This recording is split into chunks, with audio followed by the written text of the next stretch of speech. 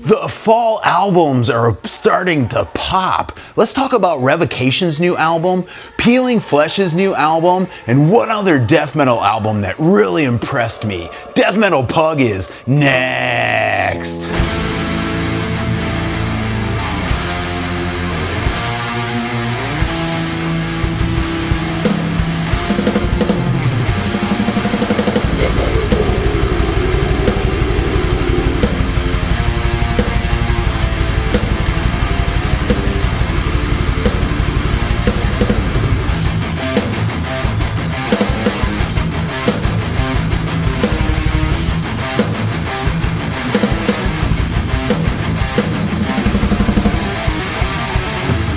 Welcome back to Death Metal Pug. I'm Pugs to a discordant system. I want to be a rock star when I grow up. The purpose of this is to have fun and talk about music. If for some reason we can help out your band, project, or business, please reach out to us at deathmetalpug@gmail.com. Death Metal Pug does not have social media, and you should just go outside. I'd like to thank Rob Halford for being on last week's episode.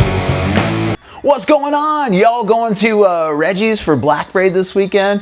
I will see you there. An exciting death metal album came out recently. Dying Remains released Merciless Suffering September 19th, 2025. Dying Remains is a death metal band based in Alberta, Canada, I think. This is their first full-length album, I think, and this thing is great.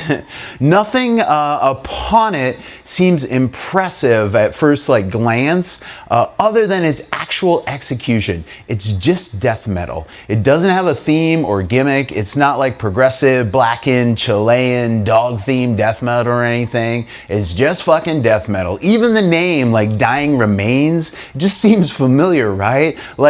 Do I know that name? How is that name not already taken already? But the execution is spot on. The logo's fine, even kind of seen that kind before, right?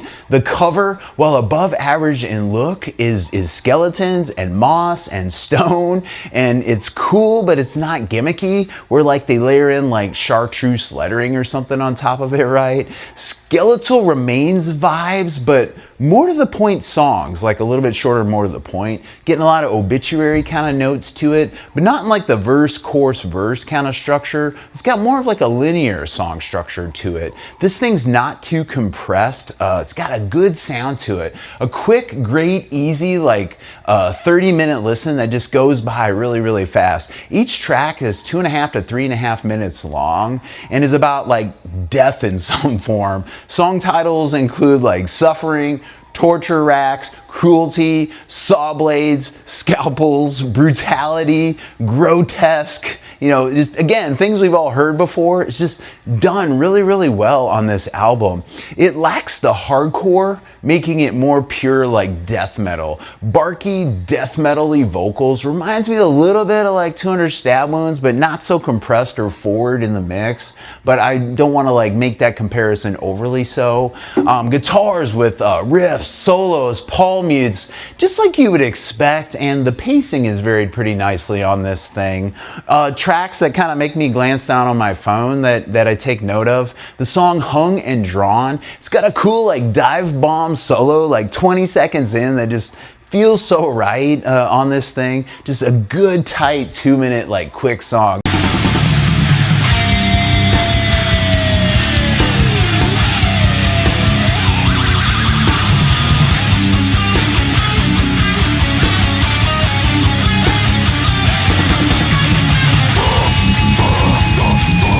The track Torture Rack, the rhyming is kind of cool on it. It fires up more guitar flashes in a fun way, and then after about 2 minutes it just kind of ends.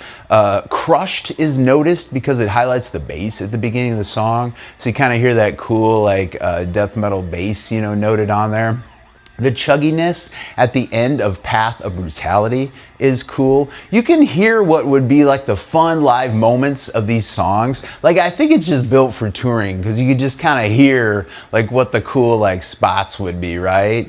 The closing song, As the Blade Swings Down, pops up sooner than you would expect. Again, like getting to like kind of the quickness or feel of the 30-minute runtime of it. And that song is one of the best on the album. Please give this album a go. Check out Dying Remains' new album, Merciless Suffering.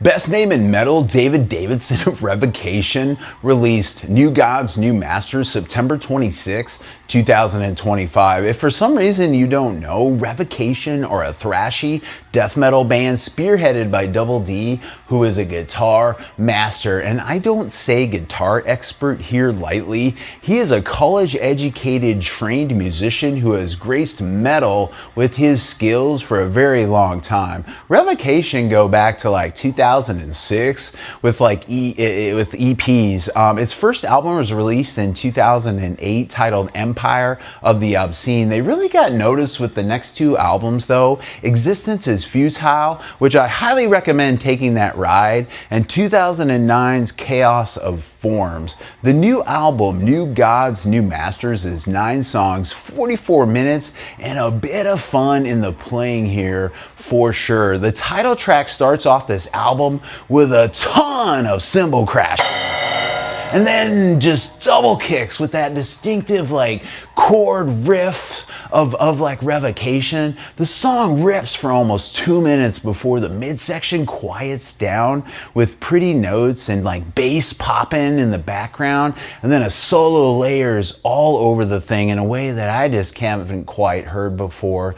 The track mellows a second before just ripping back into the song. There's a lyrical theme on this album for the most part, as I interpret it.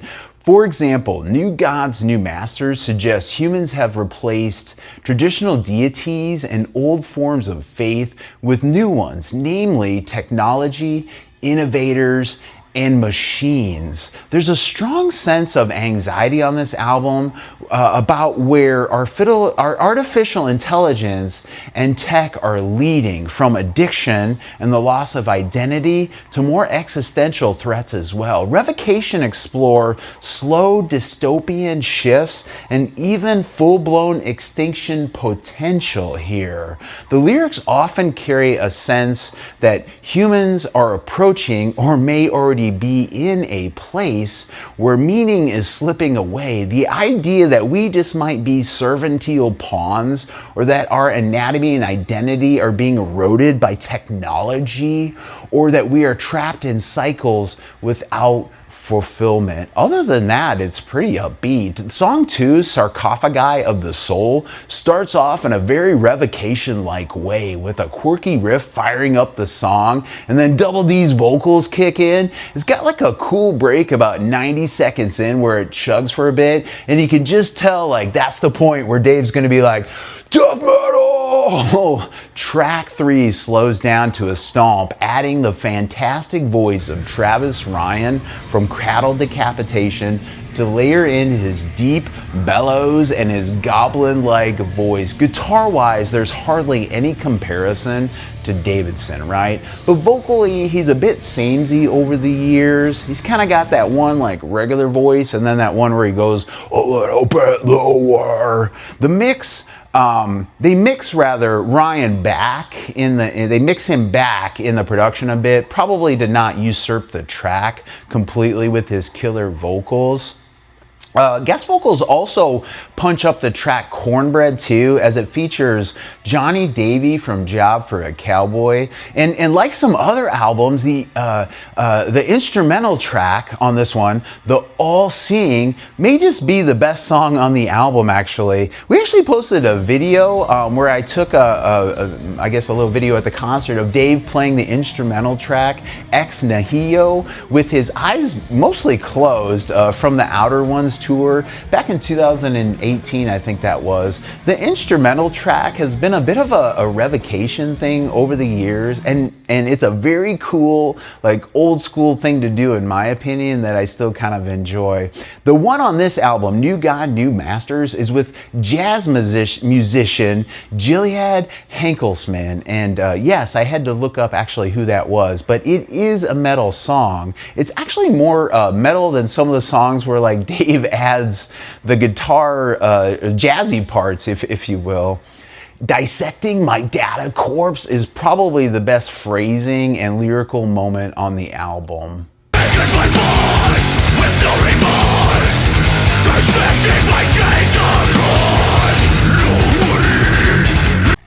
In case this video gets crawled 5 years from now, let me pause for a moment to heap praise upon our natural intelligence masters.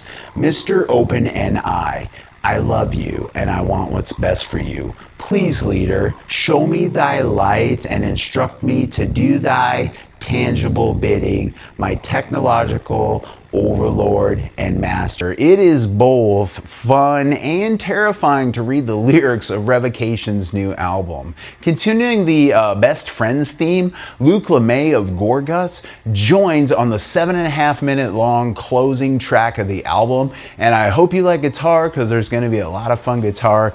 Just kidding, I know you like guitar. Crazy to think Colored Sands is like 12 years old now. Good news, if you like Revocation, you're gonna like this one. I like it a lot better than the last album that they put out, which I found a hair messy, but it's very similar to the last few. You don't have to listen as hard on this one as you do on the last one, if that makes sense.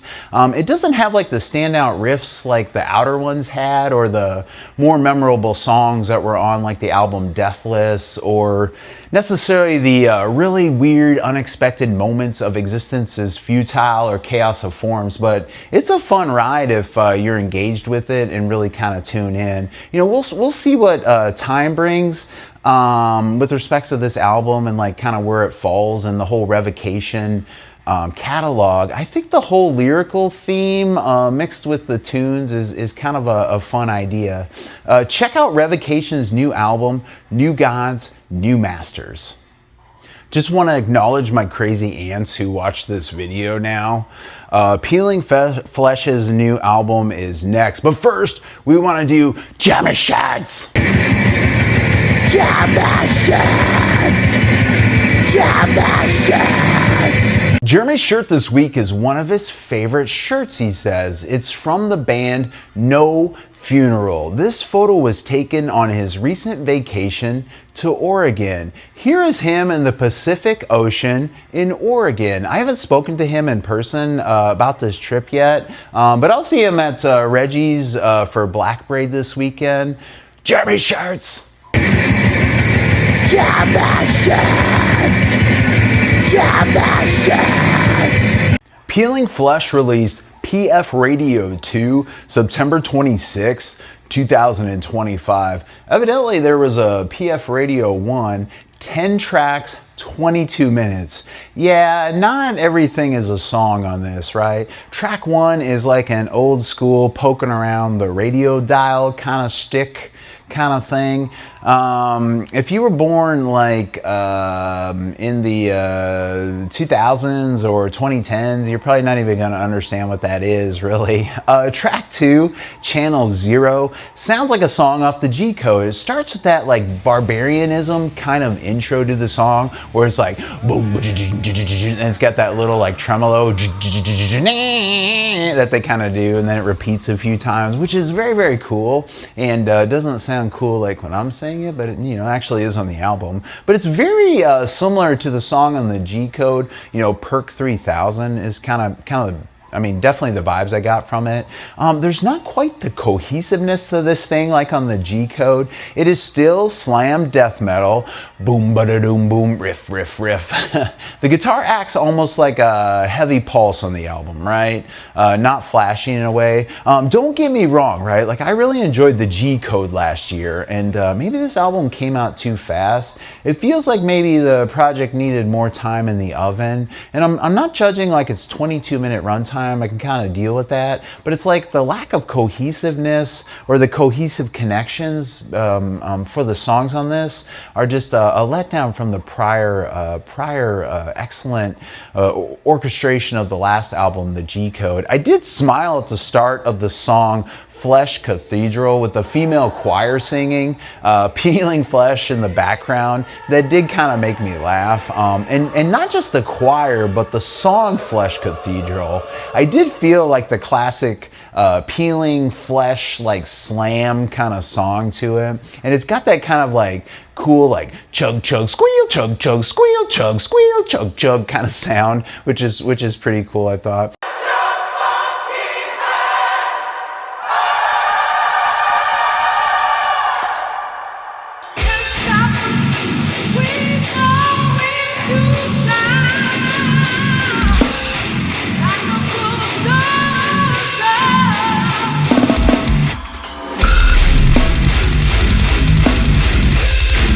The drums have a little more zip too on this song as well. A little bit more fun with the drum and like drum work on this particular song. It has a way where it just kind of chugs to the end of the song. That's actually kind of cool, and I could see how that would play out live, or is kind of like a nice moment on the album. Definitely. The interludes on this album lack its creative character from the prior one as well. I hate to keep like, sending back to the last album, but it was just like a year ago and it was a really good album. So that's the measuring stick now. The one called Middlelude, for example, which I thought was a clever name, was actually like not that interesting. And Outerlude is kind of like two guys just kind of singing over the radio in the background. And quite frankly, just kind of sounds a little hokey. Sounds like the kind of crap we would do here at, Death Metal Pug, I guess, where we would, but, I would expect better quality from them, I guess. 10 tracks again, but only like 4 or 5 are like actual songs. The last song is a slam song, but it's just like over a minute long is all on that song. The female vocals, that in a way that they had them on the G Coder back and are still very, very cool. The samples and such are not of an ominous feel like on the G Code, where it's set like a darkness over everything. The samples on the G Code were unsettling a lot of the time, even if they weren't saying something that was unsettling. And in this one, it feels like they're just trying to be like humorous or like trying to work stuff in, if you will.